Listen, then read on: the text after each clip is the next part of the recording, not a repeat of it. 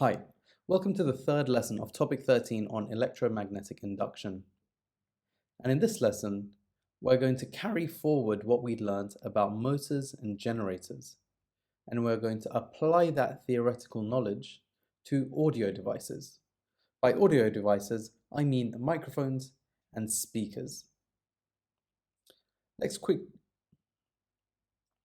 recap the motor effect.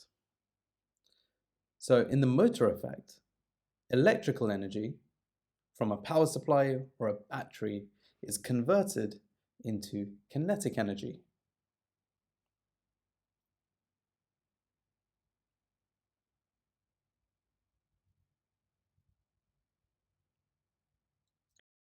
However, generators and electromagnetic induction work like the motor effect, but in reverse, where kinetic and mechanical energy is transferred to electrical energy.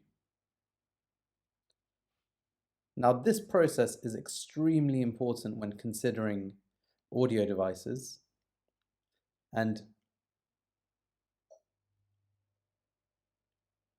the other factor we need to consider when considering audio devices is how sound waves travel. As we can see here, sound waves travel through vibrations.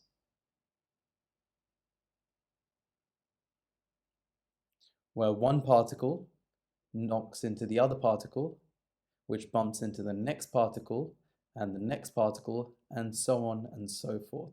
And this is how the vibration, the oscillation of these particles, travels through a medium. Let's look at this in the context of a microphone.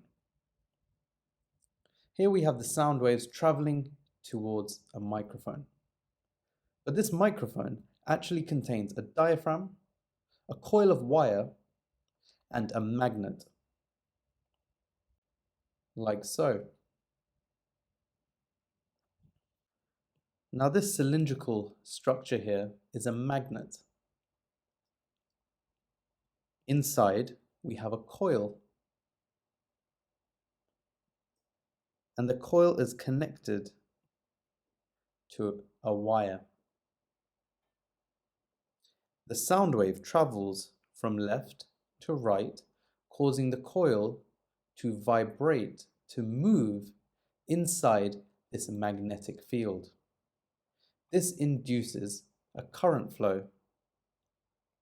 It's also important to note that the coil moves back and forth. It alternates its direction. Therefore, it produces an alternating current. Let's look at this in a little more detail. This is what the magnet looks like.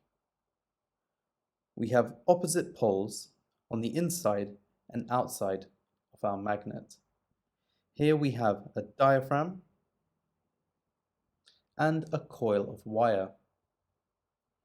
The diaphragm is a thin sheet of plastic attached to the coil, which oscillates as it comes into contact with sound waves.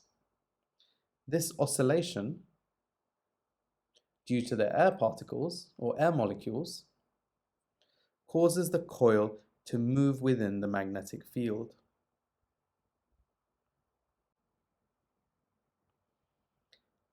As the coil starts moving, it induces a current flow.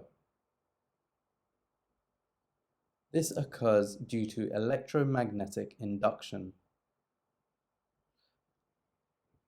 If you're unsure about the concept of electromagnetic induction, go recap topic 13, lesson 1.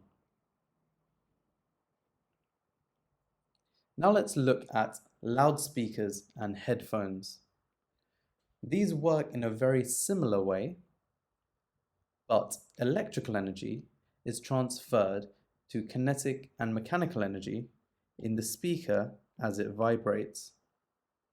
This is simply the opposite of a microphone. Here we have a cone. This cone is attached to a coil of wire. which is connected to an alternating current supply.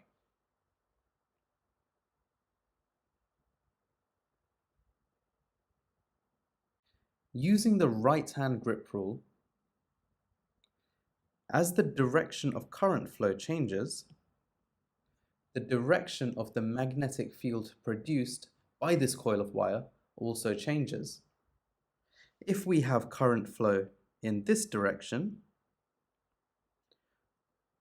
a north pole will be created on this side of the coil and a south pole will be created on this side.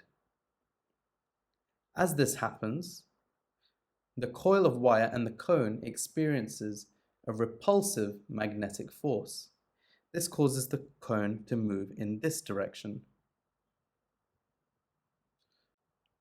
If current is supplied in this direction, using the same right-hand grip rule, this side will experience a north pole and this side will have a south pole.